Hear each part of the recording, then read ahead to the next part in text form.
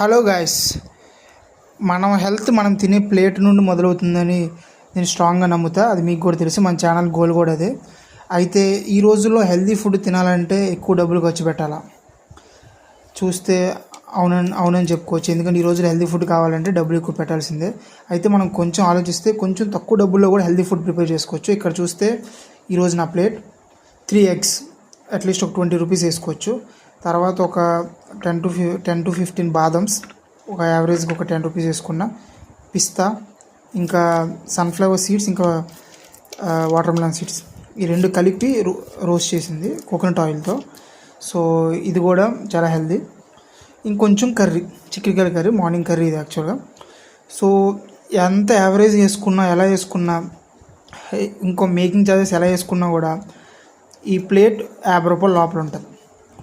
So దీనిలో high protein, vitamin ADEK, fibre, nutritions, ఇంకా vegetable ఉన్న న్యూట్రిషన్స్ అన్నీ ఉంటాయి, విటమిన్స్, మినరల్స్.